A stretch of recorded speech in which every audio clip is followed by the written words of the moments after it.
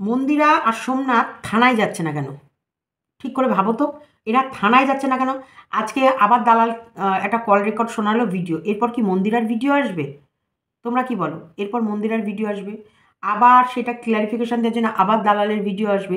তার মানে মাঝখানে কিন্তু দালালেরও ভিউজ পড়ে গেছিলো, মন্দিরারও ভিউজ পড়ে গেছিলো। আবার মন্দিরা দালালকে হায়ার করেছিল যে কন্ট্রোভার্সি করার জন্যে। কারণ মন্দিরার মা তিনজনের সঙ্গে প্রেম করেছে, সেই কাহিনী দালালই বলতে বলেছিল মন্দিরাকে, এই মানে দালালকে মন্দিরা বলতে বলেছিল। আবার ওর ননদের বিষয়ে বলতে বলেছিল। এমনকি ওর বর সারা দুনিয়া থেকে কোথায় কোথায় থেকে ধার করেছে, ধার করে ব্যবসা করার নাম করে কিন্তু সে ব্যবসা করেনি। সেই কথাও কিন্তু মন্দিরাই ওর দিদিভাইকে বলেছে। এবং ওর দিদিভাইকে সেই সময়, আসো দিদিভাই, আসো দিদিভাই, ও দিদিভাই আসো না, ও দিদিভাই তোমার দুটো পায়ে ধরি, আসো না ও দিদিভাই, তুমি এসে আমার হাতটা একটু ধরো না, হাতটা ধরেন না, নাম নিয়েন না। ও দিদিভাই, ও দিদিভাই প্লিজ তুমি আমার হাতটা ধরো, প্লিজ দিদিভাই তুমি আমাকে বাঁচাও, আমার রাহুলের কাছে তুমি আমাকে ফিরিয়ে দাও দিদিভাই, আমি একা একা, চারিদিক অন্ধকার, আমার পায়ের তলা থেকে মাটি সরে যাচ্ছে দিদিভাই, তোমার কন্টেন্টের অভাব হবে না দিদিভাই, আমি সারা জীবন, আমি যতদিন বেঁচে আছি আমার চ্যানেলও চলবে, আর বুদ্ধি করে তোমার চ্যানেলটাকেও আমি বাঁচিয়ে রাখবো দিদিভাই শেষ পর্যন্ত। কারণ আমার চরিত্রটার কিছু নেই, আমি জানি আমি কুলোটা, আমি চরিত্রহীন, সেই সব করেই কিন্তু আমি বাড়িটা খাড়া করেছি। ও দিদিভাই, দিদিভাই তোমার দুটি পায়ে ধরি, আসো না, আসো না দিদিভাই, ও দিদিভাই তুমি আসছো তো? ও দিদিভাই তুমি ওকে নিয়ে আসো, তুমি 4 চাকা করে আসো। ও দিদিভাই, ও দিদিভাই তুমি যেভাবে পারো তোমার প্রেমিককে নিয়ে আসো, তোমার বাড়ির টমিকে নিয়ে আসো, তোমার প্রেমিককে নিয়ে আসো, দরকার পড়লে তোমার সাথে তোমার ভেড়াকে নিয়ে আসো, তুমি গাড়ি করে আসো, কিন্তু তুমি আসো দিদিভাই, আমি তোমাকে এমন এমন তথ্য দেবো যেটা তুমি সারা জীবন ভিডিও করে শেষ করতে পারবে না দিদিভাই। ও দিদিভাই তুমি আসছো, আসো, তোমাকে একটু প্রতিশ্রুতি দাও দিদিভাই। এই করে মন্দিরা ডেকে নিয়ে গেছে। যাই হোক, কী কী হয়েছে না হয়েছে সমস্তটা তোমাদের বিস্তারে বলবো। কিন্তু সোমনাথ, তোমার কাছে একটা প্রশ্ন, তোমরা থানায় যাচ্ছ না কেন? তাহলে কি তোমরা এটা নতুন কন্ট্রোভার্সি করার মানে একটা অন্য পদ্ধতি স্টার্ট করেছো, যে তোমারও ভিউজ কমে গেছে, তোমার বইয়েরও ভিউজ কমে গেছিলো, এবং দালালের ভিউজও কিন্তু পড়ে গেছিলো। তাই তিনজনে মিলে তোমরা আবার প্ল্যান করে নতুন কোনো বুদ্ধি বের করোনি তো, যে এগুলো করে আবার আমরা আমাদের চ্যানেলটাকে রানিং করে নিই, আমাদের চ্যানেলটাকে গ্রো করে নিই, থানা পুলিশ শুধু যাবো যাবো বলবো কিন্তু যাবো না, এই তো যাচ্ছি, এই তো স্টেপ নেবো, হ্যান করবো ত্যান করবো। তোমার বইয়ের নামে এ কী রেকর্ডগুলো বের করছে। এরপর তোমার বউ আরও বলেছে, আরও আমি এমন একটা জায়গা খুঁজে তোমাকে কটা রেকর্ড শোনাতে চাই দিদিভাই, তুমি দেবা, জায়গাটা দেবা, তুমি প্লিজ স্কিপ করো না, ভিডিওটা সম্পূর্ণ দেখ। তাহলে এটা নিশ্চয়ই এত বড় একটা গুপ্ত কথা নয় যে আমি মন্দিরাকে বলে দিলাম। এটা একটা নরমাল চলতি কথা, মানে র‍্যান্ডম কথা, যে আমি হ্যাঁ তোর যে তুই যেমন এরকম করছিস আমার না ভালো লাগতো। এটার মধ্যে কি এমন গভীরতা রয়েছে যেটা আমার সম্পর্ক গাঢ় হতে এবং তারপর বলতে আমি বুঝতে পারি। আমি এখনো বুঝতে পারছি না যে ও যেটা বললো যে সেটা কেন বললো, যে তুমিও করেছো, ও কি হিসাবে বললো? ও তো নিজের মুখেই বলেছে যে তুমি আমার মতন করতে পারোনি, সায় দেয়নি, তোমার মন সায় দেয়নি, নিজের মুখে বলেছে। যাও গিয়ে শুনে আসো ভিডিওটা, ও নিজের মুখে বলেছে। তাহলে তোমরা কি অর্থে বলছো যে তুইও পরকিয়া করতিস? আর তোমরা তো এমনিও বলো অমনিও বলো, তোমাদের কথা ছাড়ো, যারা আমার একদিনই তাদের কথা আমি ধার ধারি, তারা আমাকে শুধু সেই কবে থেকে বলছে আমি এর সঙ্গে শুই, তার সঙ্গে শুই, মানে যার সাথে আমি কথা বলি তার সাথেই শুই, এরকম একটা ভাবসাব, যার দিকে তাকাই তার সাথেই শুই, এরকম একটা ভাবসাব। ঠিক আছে, তো মন্দিরা কালকে যখন ভিডিওটা বানাচ্ছিল তখন একটা কথা বলছিল, আমার হাসিটা আমি কন্ট্রোল করেছিলাম, কারণ তখন সিরিয়াস পারমিশন ছিল, তো সেখানে হাসিটা কন্ট্রোল করেছিলাম। হাসি কেন এসেছিল সেটাও তোমাদেরকে বলছি। ও বলছে আমি যে আজকে ভিডিওটা বানাচ্ছি না, আমি কিন্তু সোনাতে পারমিশন নিয়েই বানাচ্ছি। আমার বড্ড হাসি পেয়েছিল, এই কথাটা শুনে আমার বড্ড হাসি পেয়েছিল। কেন? কারণ পারমিশন নিয়েছে বলে।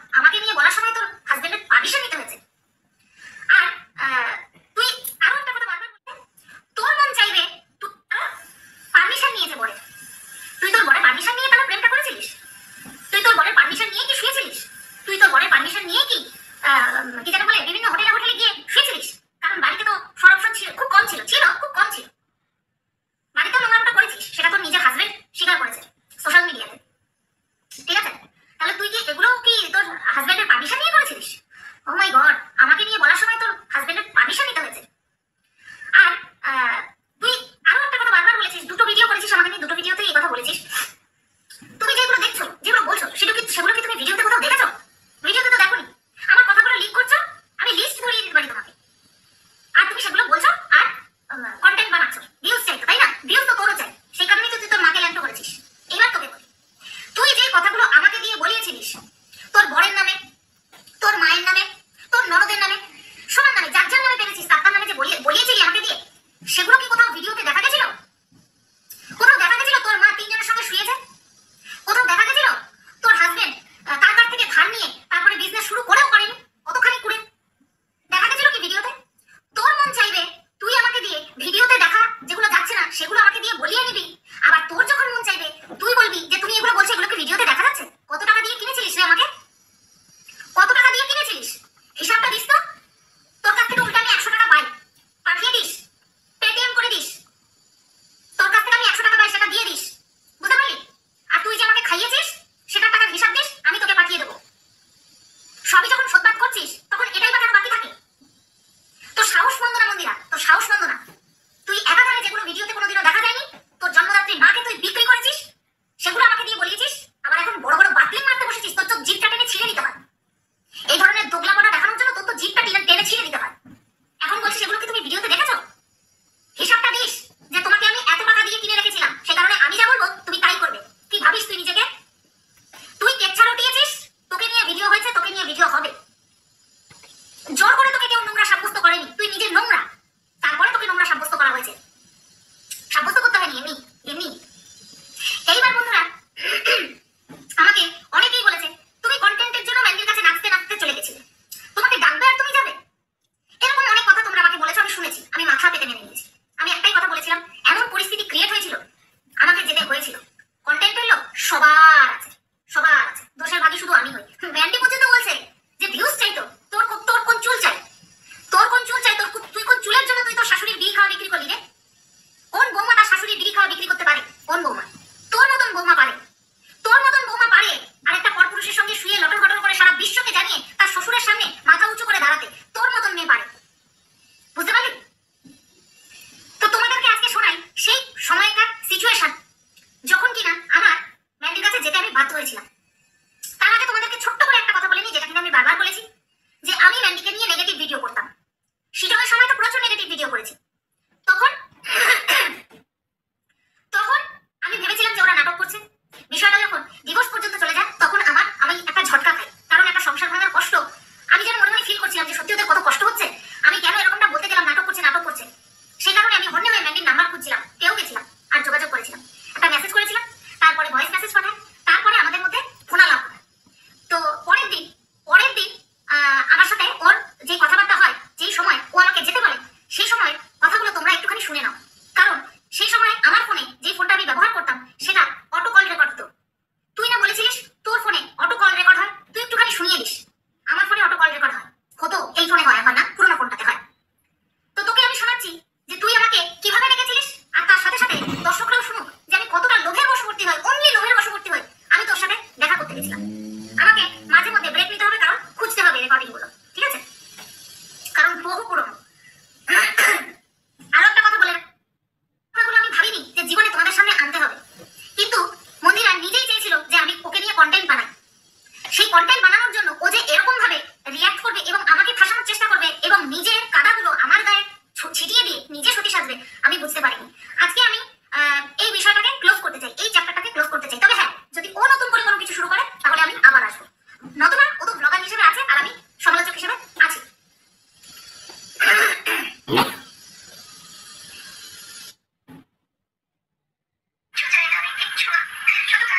এটা হচ্ছে সেই দিনকার কল রেকর্ডিং যেদিন কিনা আমাকে মন্দিরা যেতে বলেছিল।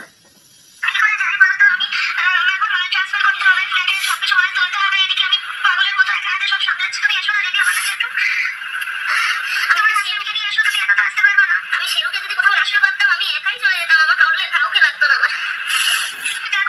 ব্যবস্থা করে আমার কাছে আসো না, তোর পা ধরে বলছি আমার কাছে আসো না। বলো না গো, এরকম বলো না, আমি অনেক বড় ভুল করেছি, ভগবান ক্ষমা করবে কিনা জানি না। আজকে কিছু করার নেই, তুমি শুধু আমার কাছে আবার আসো, আমি কিচ্ছু চাই না।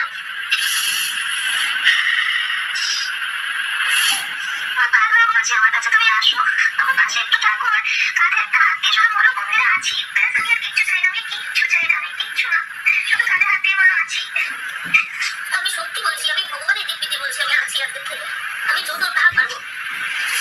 আমার দ্বারা তুমি জানো যে আমার সাথে 6 মাস ধরে কি অন্যায় হচ্ছে, আমি তোমাকে কিছু অডিও সেট করতে চাই, কিছু অডিও আছে আমার কাছে, আমি নতুন করে সেই কথাগুলো তোমাকে মুখে উচ্চারণ করতে পারবো না, আমি সেই মানসিক পরিস্থিতিতে নেই যে আমি আবার পুরোনো ভাষণগুলো কাটবো। আমার একটা দিদি আছে যে দিদি ইউরোপে থাকে, সেই দিদিকে আমি কিছু অডিও পাঠিয়েছিলাম, আমি সেই অডিওগুলো তোমাকে পাঠাতে চাই, তুমি বুঝতে পারবে আমি এই 6 মাস ধরে কি সহ্য করেছি। প্লিজ প্লিজ, আমি সত্যিটা জানতে চাই, আমি একটাই কথা, আমি ভুল মানুষকে সাপোর্ট করতে চাই না, আর ঠিক মানুষকে কিছু বলতে চাই না। তুমি একবার আমার কাছে এসো না দিদি, প্লিজ, যেভাবে পারো। আমি ইমিডিয়েট চেষ্টা করছি। হ্যাঁ দিদি। খেয়েছো কিছু সকালে? চা খেয়েছি দিদি, এখন আমার বড় বড় মাছের তেল থেকেও লোভ লাগে না, খাসির মাংস থেকেও লোভ লাগে না। আমি বলেছি তোমার খাসির মাংস নিয়ে আমি কি খোটা দিয়েছি ঠাকুর, আমাকে ক্ষমাও করবে না ঠাকুর। না দিদি, আমার কোনো ফিলিংস আসে না খারাপ ভালো ভালো খাবার থেকে, সেই খিদেও পায় না, খিদেও পায় গেছে আমার এখন। এখন শুধু মনে হচ্ছে আমি যে এখন একটা ছোটখাটো ঘরে পড়ে রয়েছি কোনো রকমের, এখন শুধু মনে হচ্ছে আমি কতক্ষণে যে ঘরটা ভাড়া নিয়েছি ওখানে মালপত্র সব ঢোকাতে পারবো, কতক্ষণে আমি একটা নর্মাল লাইফ বিলং করবো। আমি আর পাচ্ছি না এই সিচুয়েশনটার মধ্যে থাকতে। আমি মনে হচ্ছে আমি কখন নর্মাল লাইফে বিলং করবো, কখন নর্মাল লাইফে পা দেবো, কখন সোশ্যাল মিডিয়া আমার পেছন ছাড়বে, কখন সোশ্যাল মিডিয়া পেছন ছাড়বে আমার। আমি আর পাচ্ছি না। তোমার তুলসী পাতা হয়ে রয়েছে না, মানুষের সাথে ওকে কিচ্ছু করেনি, অন্যায় আমার সাথে, ওকে খুব ভালো হাজবেন্ড হয়েছিল আমার, কিচ্ছু অন্যায় করেনি।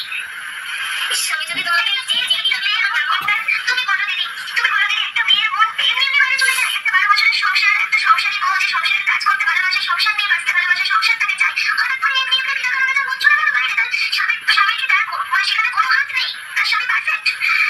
ও যে পারফেক্ট না, সে তো আমি আগে বলেছিলাম যে ধর্মের ছাড় অকর্মণ্য কিচ্ছু করে না, আমি তো প্রথমেই বলেছিলাম। আমি যদি প্রথম শুধু আর না করে না, আসলে করে না, শুধু করে না, সামান্য সামান্য বউটাকে জড়িয়ে বসতে পারে না, শনিবার করে জড়িয়ে ধরে আমাকে, শনিবার করে সপ্তাহে একদিন, যখনই কাছে গেছি, যখনই এগুলো বলতে পারবো না আমি সোশ্যাল মিডিয়াতে কোনোদিন, যখনই জড়িয়ে ধরতে গেছি, যখনই কাছে গেছি, বলে শনিবার। কোনোদিন কোনো পুরুষ মানুষকে কোনোদিন স্বামী থেকে বলতে শুনেছো যে শুধুমাত্র সপ্তাহে একদিন করে বন্ধ থাকে তার স্ত্রীর কাছে নেওয়ার জন্য? ও জিম করতো না, ছাদে জিম করতো, ছাদে ব্যায়াম করতো, ওর জিম করে ব্যায়াম করে বলে আমার কাছে আসলে যদি কোনো রকম ফিজিক্যাল রিলেশন হয়ে যায় তাহলে পরে ওর রোগা হয়ে যাবে, ব্যায়ামের ক্ষতি হবে, বডির ক্ষতি হবে, ওর ফিগারের ক্ষতি হবে। তার জন্য ও আমাকে বলে দিয়েছিল শনিবার করে ব্যায়ামটা অফ রাখবো, শুধুমাত্র শনিবার করে তুমি আমার কাছে আসতে পারবা, বাদ বাকি দিনগুলো বলে আমার কাছে আসবে না, আমি রোগা হয়ে যেতে পারি। আমি ব্যায়াম করছি, বডি বানাচ্ছি। আমার ওই জায়গাটা প্রচন্ড পরিমাণে সন্দেহ হয়েছে, মানে শিওর হয়ে গেছি আমি যখন তুমি বয়ানটা বলছিল লোকটা। আমি তো আজকে তোমার ভিডিও একদম নর্মাল স্পিডে দিয়ে দেখছিলাম যে ও যখন বয়ানটা করছিল, ওই লোকটা যখন তুমি বলে যে মেয়ে তোমার কাছে থাকবে, ওর তখন কোনো রিয়াকশন নেই।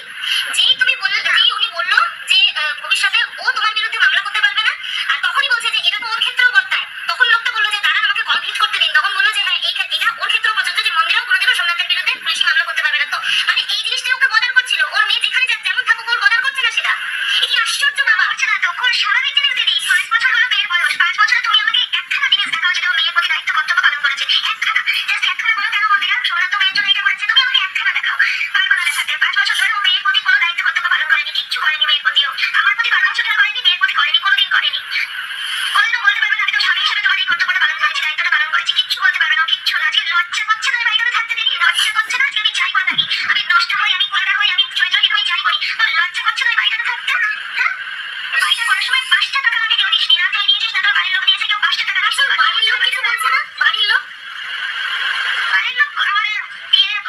আমার বিয়ের সময় পাশে থাকিনি, বিয়ে ভাড়ার সময় পাশে থাকিনি, আমার কথা বাড়ির লোক নিস্তব্ধ। আচ্ছা, বাড়ির লোককে নিয়ে আমার কোনো কিছু বলার নেই। কিছু যখনই আমি বলতে গেছি আমার শ্বশুরমশাইকে যে বাবা 2 বছর হয়ে গেল তোমার ছেলে কাজ করছে না, ওকে কাজ করতে বলো, বা বাবা 5 বছর হয়ে গেল তোমার ছেলে কাজ করছে না, কাজ করতে বলো, বা বাবা 12 বছর হয়ে গেল তোমার ছেলে কাজ করছে না, কাজ করতে বলো। ওর বাবার বক্তব্য, তুমি এসেছিলে কেন?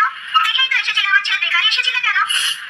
কি অবস্থা! আরে একটা মেয়ে একটা ছেলেকে পালিয়ে যখন বিয়ে করে না, ছেলেটা বেকারই থাকে, কিন্তু সেই মেয়েটা এটা জানে না যে বেকার ছেলেকে বিয়ে করছি বলে সেই ছেলেটা আজীবন বেকার হয়ে থাকবে, ঘরে বসে থাকবে, রাতে সকাল 6টা থেকে রাত 1টা পর্যন্ত জুয়া খেলবে।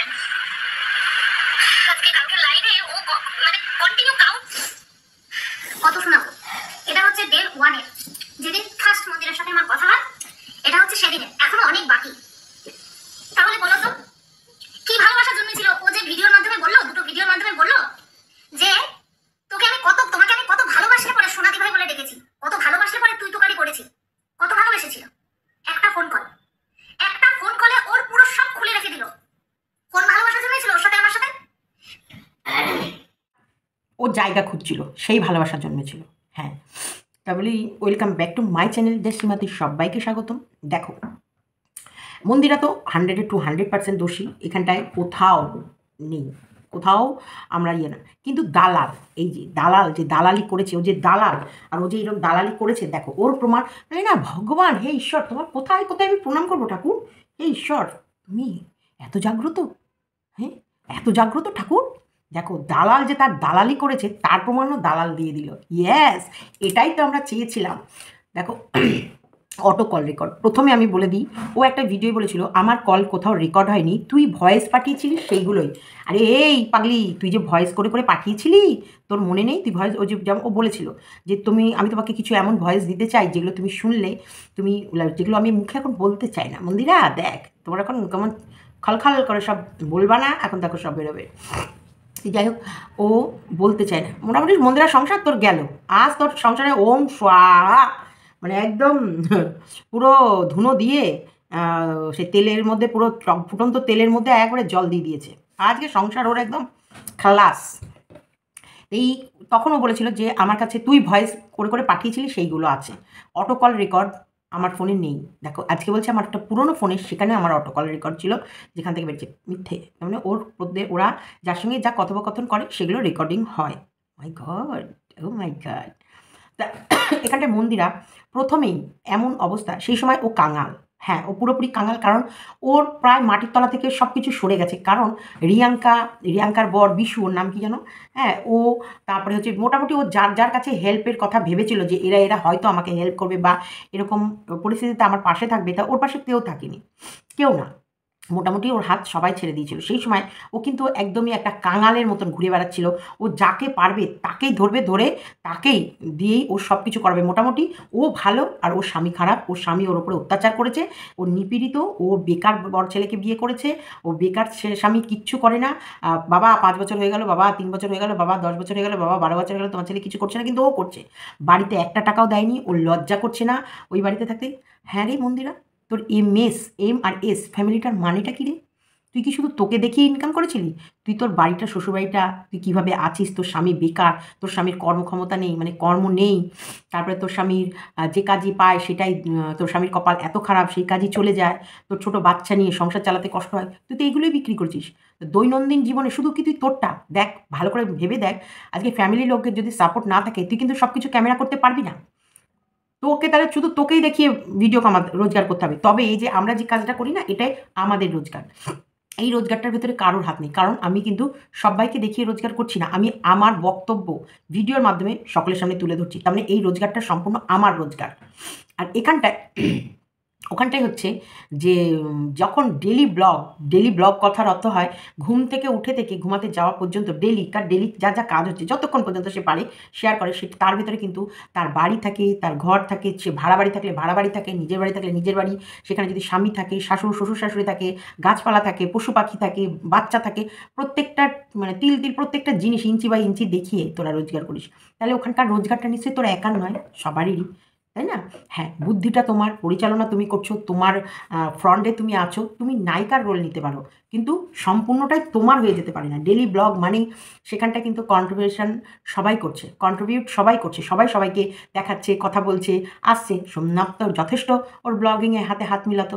তাছাড়াও ক্রিয়েট করা হলো, তারপরে ওরা ইটিং শো করতো, ডান্সিং করতো। আদৌ মানে ভালো একটা বন্ডিংয়ের ফ্যামিলি ছিল। বডি বানাতে গেলে সপ্তাহে একদিন ওটা করতে হয়, এই ব্যাপারটা একটু যাচাই করতে হবে, কারণ এই ব্যাপারে একদমই নলেজ নেই আমার। এগুলো আমার মানে একদম সব কিছুর হিসাবের বাইরে। তাহলে শনিবার ছাড়া অন্যবার কাছে গেলে যদি কিছু হয়ে যায়, মানে ভালোবাসার ঠেলায় যদি মিস্টেক হয়ে যায়, তাহলে বডি কমে যাবে। এটা একটা কেমন যেন সেই মানে কালিদাসের মতন কথা হয়ে গেছে। তো যাই হোক, আমি সেই ব্যাপারটা যাচ্ছি না, ওটা পরে আসছি। তার আগে বলি, দালাল শোন, তুই যে ফরমাইশি ভিডিও করতিস, দেখ প্রত্যেকে বলতো তুই ফরমাইশি ভিডিও করিস, তার মানে মন্দিরার মায়ের যেগুলো তুই দেখিস নি, মন্দিরা তোকে বলবে তাই তুই করবি। তোর ওখানে কি চুল গজেনি? তোর নিচে চুল গজেনি? চুল চয়শুলা চুল, কালো বা মেরুন বা সাদা চয়শুলা গজেনি? মানে তোর দিদি ডাকছে, তোকে তো বোন ডাকছে না, তোকে ওর দিদি ডাকছে, আর তুই ওর থেকে একটু বড়, একদিনের বড় হলেও বড়। তোর চয়শুলা গজেনি যে ও বললো আর তুই ছুটে চলে গেলি ওর কাছে, আর ওর বিষয়গুলো তুই তোর চোখের সামনে ওর বয়ফ্রেন্ডের সঙ্গে পাশের ঘরে গিয়ে ডিং ডং করতে শুরু করে দিল, তুই পারমিশন দিলি। তারপরে ওর মা সম্বন্ধে, ওর বরের সম্বন্ধে যেসব ইনফরমেশন ও তোকে দিতে থাকলো, আর তুই সেইগুলো শুনলি আর 10 জনের সামনে পাবলিশ করতে থাকলি। এটা কি? তারপরে তুই মানুষগুলোকে কিভাবে বোকা বানিয়েছিস? প্রত্যেকটা ইউটিউবের মানুষকে কিভাবে বোকা বানিয়েছিস? ছি, লজ্জাও নেই, লজ্জাও করছে না, আবার তুই ভিডিও করে বলছিস। তবে হ্যাঁ, তুই তোর মুখে জুতো পেটা তুই খাবি। এবার বলি ফিলিংস শেয়ার করা। দেখো ও কতটা ওকে নিজের ভেবেছিল বলে ও এই ফিলিংসটা শেয়ার করেছিল, সেটারই প্রমাণ তোমাদের দিল। ফিলিংস শেয়ার করা, দেখ তুই যেরকম ভালোবাসিস এরকম আমারও জীবনে একজন এসেছিল, সেটা বলা আর একজনের সাথে প্রেম করে বাড়ির বাইরে বেরিয়ে যাওয়া, দুটোই কি এক? তোমরা বলো দুটোই কি এক? দেখো ও হচ্ছে কন্ট্রোভার্সি ক্রিয়েটার, এ জানে আমাকে কতটুকু কথা বলতে হবে। ও বলদ, ও তো আর কন্ট্রোভার্সি ক্রিয়েটার না। ও মোটামুটি যেন তেন প্রকারে এখন রাহুলকে ওর চায়। রাহুলই আমার পৃথিবীর সব থেকে শ্রেষ্ঠ নায়ক, আর রাহুলেরই মানে রাহুলই আমাকে খুশি রাখবে, রাহুলই আমার সুখে রাখবে, রাহুলই আমার মেডিসিন এনে দেবে, রাহুলই আমাকে আদর করে, রাহুলই আমার যত্ন করে, রাহুলই আমার খেয়াল রাখে। ওর চোখে রাহুল মণিহারা ফণি। তাহলে ও রাহুলের সম্বন্ধে যা বলবে, ও জানে প্যার কে এত ডার না কিয়া, প্যার কে আয়ে চোরি নেই কি, চুপ চুপ কে আয়ে মারে না কিয়া। তা ও ওর মতন সব কথা খুলে বলবে, তোমাদের সামনে খুলে বলবে, তুলে ধরবে। সেই জায়গায় এ তো কন্ট্রোভার্সি ক্রিয়েটার, এ কিন্তু ততটুকুই বলবে যতটুকু এর মনের বিষয়টা ওর হাতে না যায়। দেখ তুই তো সাহস করে বেরিয়ে আসতে পেরেছিস, তুই তো তাও এর সঙ্গে মানে কিতকিত খেলতে পেরেছিস। দেখ আমিও তোর মতন একজনকে ভালোবাসতাম, তার সাথে আজ ফোনেই কথা হয়, আর আমাদের দেহের মিলন হয় না, কারণ তার মা ফ্ল্যাট থেকে আমার ঝাঁটাপিটা করে তাড়িয়েছে। মানে এটা বলবো না, এটা গিলে রেখে দিয়েছে। আর ওই অবধি বলেছে যে তার সাথে আমার ফোনে কথা হয় আর তার সাথে আমার ভালোবাসা ছিল স্বামীর প্রতি। আমি বুঝি তোর দুঃখটা, বুঝি তোর বরের প্রতি ফিলিংস আসবে না, এই টাইমে আসে না, আমারও আসেনি, আমারও সেই দিনটা আসেনি যেই সময় আমি ওকে ভীষণ ভালোবাসতাম, আজও আসে না। শুই বরের কাছে একই কম্বলের নিচে লোককে দেখানোর জন্যে, কিন্তু ফিলিংস আসে না। ফিলিংস শুধু ওই কচি মানে আমার থেকে ছোট ছোট যারা থাকবে তাদের বান্টু দেখলেই আমার ফিলিংস আসে। তার জন্যেই তোর বরের ওপরে আমার নজর, তুই রাহুলকে নিয়ে খুশি থাক, আমি দেখি এখন না হলেও কিছুদিন পরে তোর বরের ওপর ডোরে ডালার চেষ্টা করবো যদি হয়। তারপর ওটা করতে করতে তো ফোনদীপও পেয়ে গেছি। ইস, ফোনদীপের ওপর ডোরেটা ডালবো ভেবেছিলাম, কিন্তু এই যে ওকে যেভাবে কচু খাওয়া দিদি যেভাবে সারাদিন পাহারা দেয়, না না না, ও অবধি আমার চান্স বৃথা। তাহলে তুই যদি এখন মোটামুটি সোমনাথের কাছে ফিরিস তাহলে আমি রাহুলের কাছে যাব, আর তুই যদি রাহুলের কাছে ফিরিস তাহলে আমি সোমনাথের কাছে যাব। মোটামুটি মন্দিরা না রাহুলকে ছাড়বে না সোমনাথকে ছাড়বে, তার জন্য লেগে গেছে দুই বোনের মধ্যে মারামারি ঝগড়া, বুঝেছো? এদিকে ফোনদীপ ফাঁকা পেলো না, কারণ ফোনদীপকে ভীষণভাবে আমি কড়া নজরে রেখেছি। এই সোশ্যাল প্ল্যাটফর্মে যদি তোমার 19 কি 20 দেখেছি, ও তো ভয়ে জড়সড় হয়ে রয়েছে, কারণ ও তো কারোর চোখের দিকে তাকিয়ে কথা বলতে পারে না সন্দীপ। আর হচ্ছে এইদিকে দালাল ভেবলো এই তো কুচুকা দিদি যেভাবে ওকে পাহারা দিচ্ছে, না না একে আমি বেড়া জালে ফেলতে পারবো না। তাহলে হাতে থাকলো হয় রাহুল নাই সোমনাথ। এবার মন্দিরা না রাহুল দেবে না সোমনাথ দেবে। সোমনাথ হচ্ছে ওর সিকিউরিটি সমাজে থাকার জন্যে, আর রাহুল লুটে পুটে খাওয়ার পর ছেড়ে দিতে পারে, তখন ওর মায়ের মতন ওকে ওর দুয়ারে পড়ে থাকতে হবে। এইটা বুঝে ও না রাহুলকে ছাড়বে না সোমনাথকে পারবে, আর মনের মিলন শরীরের মিলন রাহুল কমপ্লিট করবে, আর থাকার রাস্তা না আমাদের দেবে সোমনাথ। এইবার আমি বলি সোমনাথের বিষয়, দেখো সোমনাথের বিষয়ে মন্দিরা এটা বলবে, এটা স্বাভাবিক, 100% স্বাভাবিক। কিন্তু মন্দিরা যে ইনফরমেশনগুলো সোমনাথের জন্য দিল, যে ইনফরমেশনগুলো ধরো সোমনাথের বিষয় নিয়ে মন্দিরা দালালকে দিল, তার দালালের কি উচিত হয়েছে যে বিষয়গুলোকে যাচাই না করে তখন ওকে বলতে হতো না যে দেখ মন্দিরা তুই আমায় যাই বলিস, তোকে আমি বোনের মতো ভালোবাসি, এটা বাস্তব কথা, তোর প্রতি আমি স্নেহ আছে, এটাও বাস্তব কথা, কিন্তু তুই আমাকে যেগুলো বলতে বলবি আর আমি সেগুলোই বলবো, এটা কিন্তু কখনোই স্বপ্নে ভাবিস না। তোর যদি স্পাইনাল থাকতো না, তোর যদি সত্যি ওর কুত্তা তুই না হতিস না, তাহলে তুই এই কথাটা বলতিস যে তোকে আমি ভালোবাসি, বা তুই যে বিপদে পড়েছিস, বা তোর পাশে আমি সাহারা হয়ে তোকে আমি তোর মাথা আমার কাঁধে রাখতে দিয়েছি, এটা ঠিক আছে, এই অবধি ঠিক আছে, কিন্তু তুই ভাবিস না তুই যে তোর প্রেমিকের সঙ্গে প্রেম করবি আমার সামনে, আর তোর বরের নামে আমাকে তুই নিন্দা করতে বলবি, যেটা আমি দেখিনি, যেটা আমি বুঝিনি, যেটা আমি ওর খোঁজ পাইনি, বা যেটা সত্যি বাস্তবে কিনা আমি না যাচাই করে, আমি কিন্তু এই ব্যাপারগুলো বলবো না। মন্দিরার মায়ের বিষয়ে মন্দিরা বলতে বললো আর তুই বলে দিলি, তোর কি মানে চুলটুল গজেনি? হ্যাঁ, তোর বিচার বিবেচনা, বা আমি এটা বলা উচিত এটা বলা উচিত নয়, হ্যাঁ মানছি আমি ভুল করেছি, এখন ভুল করেছো ক্যালানটাও এখন 2-4টে খাও আমাদের কাছে, খাও, ভুল যখন করেছো ভুলের তো মাসুল ভাই গুনতেই হবে। তো চলো একটু জুতো পিটা করি। হ্যাঁ রে কুত্তা, হ্যাঁ রে জানোয়ার, তারা ফোনটাকে সোজা করে দিই, আরে আমার এটা ভেঙে গেছে। হ্যাঁ রে কুত্তা, হ্যাঁ রে জানোয়ার, হ্যাঁ রে শুয়োর, হ্যাঁ রে ইতর, হ্যাঁ জন্তু জানোয়ার, তুই একটা বয়স্ক মানুষ। মন্দিরা শিখিয়ে দিল, মন্দিরা তো তখন উন্মাদ আতপাগলি হয়ে রয়েছে, পাগলি না হলে কেউ ওই বাড়ি খালি করার জন্য মানে ফ্ল্যাট ভাড়া নিয়েছিল 8,000 না কত, অ্যাডভান্স দিয়েছে 8,000, 1 মাসের ভাড়া দিয়েছে 8,000, 8 16,000 না কত দিয়েছে। মাল এক জায়গা থেকে এক জায়গায় নিয়ে গেছে 40,000, আবার সেখান থেকে বাড়িতে নিয়ে এসেছে 40,000, 80,000। হ্যাঁ, তারপর হচ্ছে মাইক্রোওয়েভ, ও তো তখন উন্মাদ। ও উন্মাদ না হলে ও যা করে বেড়াচ্ছিল সেগুলো সত্যিকারের সুস্থ স্বাভাবিক মহিলারা করে না। সুস্থ স্বাভাবিক মহিলারা অনেক 7-5 ভাববে, চিন্তা ভাবনা করে তারপর কোনো পা বাইরে ফেলবে, অনেক ভাববে। আর পা বের করলেও না শুধু নিজের পাটা বের করবে, ঘর থেকে সমস্ত জিনিসপত্র নিয়ে ফ্ল্যাট নিয়ে ওগুলো করবে না। বাড়িতে যা আছে থাক। আর ও কি বেকার ছিল নাকি?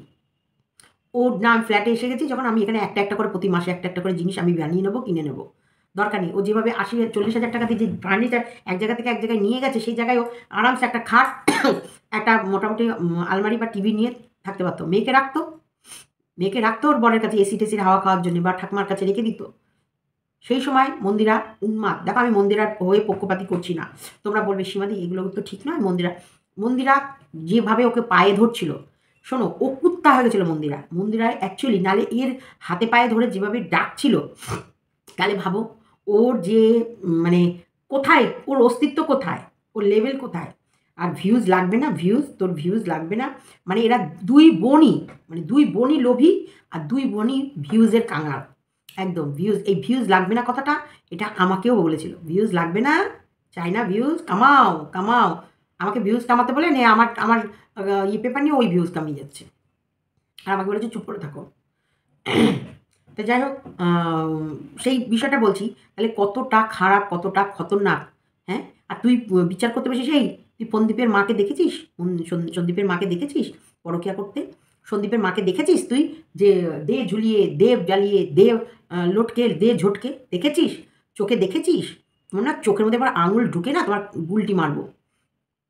আর প্রিয়ার একটা কথা আমি মানে ওর ভিডিওতে একটুখানি শুনেছিলাম, পুরো ভিডিও দেখিনি, যে নাচের ভিডিওটা করার পর ওকে ফোন করেছিল যে নাচটা কেমন হয়েছে। এই লজ্জা লাগে না তোমাদের?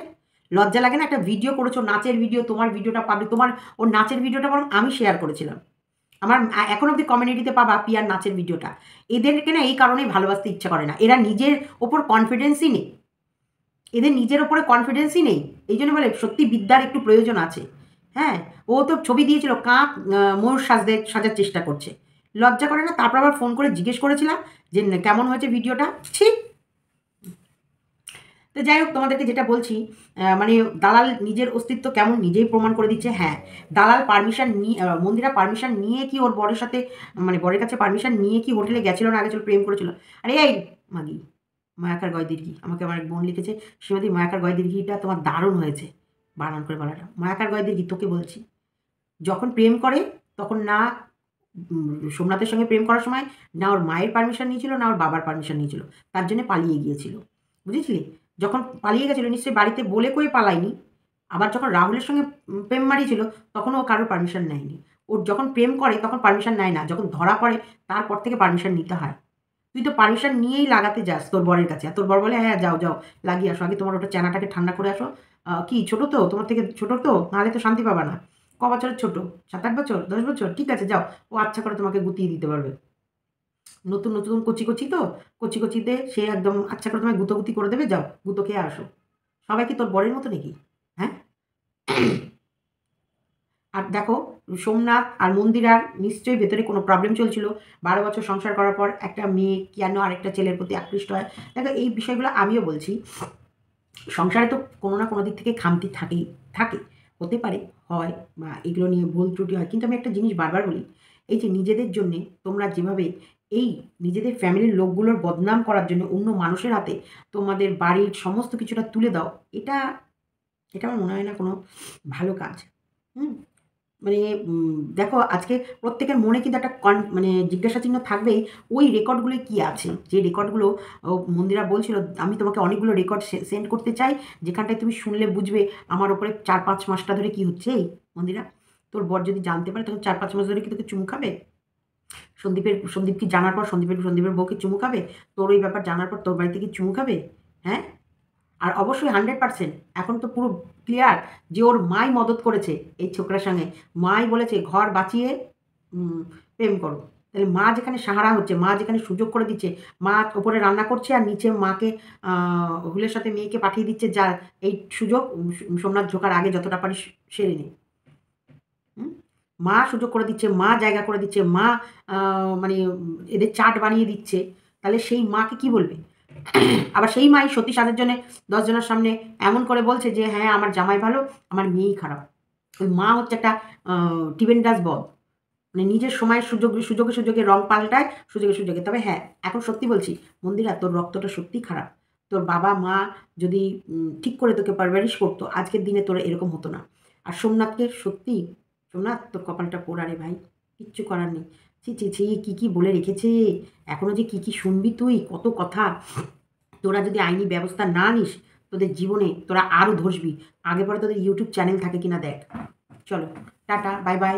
ভিডিওটা এতটুকুই রাখলাম। ভালো লাগলে লাইক, কমেন্ট, শেয়ার এবং চ্যানেলটিকে সাবস্ক্রাইব করে নিও। টাটা। কিছু কি মিস করেছি? মনের কথা ও কেন বলেছিল সেটাও বলেছি। মন্দিরার মা আর বরের কথা, ননদের কথা, ননদের বিষয় নিয়েও ওকে বলতে বলেছিল, সেটা বলেছি। এরপর মন্দিরে আসবে আবার একটা ধামাকাদার বোম ফাটাতে। আচ্ছা, এরা আবার প্ল্যান করে এই বোম ফেলাফেলির কীর্তন করছে না তো, যে ভিউজ পড়ে গেছে, দালালেরও ভিউজ পড়ে গেছিলো, মন্দিরারও ভিউজ পড়ে গেছিলো। এখন দুজনে মিলে আবার প্ল্যান করে এই চল কন্ট্রোভার্সি, কারণ দালালেরও লোভ আছে টাকার, মন্দিরারও লোভ আছে। বাবা, অসম্ভব বলে কিছু নেই, কিন্তু এদের মধ্যে আবার বিশ্বাস করতে যেও না। এখন তো আমার কেমন যেন ডাল মে কুচ কালা পিলা, এবার মন্দিরে আসবে ক্লিয়ারিফিকেশান দিতে। মন্দির আর সোমনাথ থানায় যাচ্ছে না কেন? থানায় যাচ্ছে না কেন? চলো, ভিডিওটা এতটুকু রাখলাম, টাটা। লাইক কমেন্ট করেছো? লাইক কমেন্ট শেয়ার এবং চ্যানেলটিকে সাবস্ক্রাইব করে নাও যারা নতুন আসবে।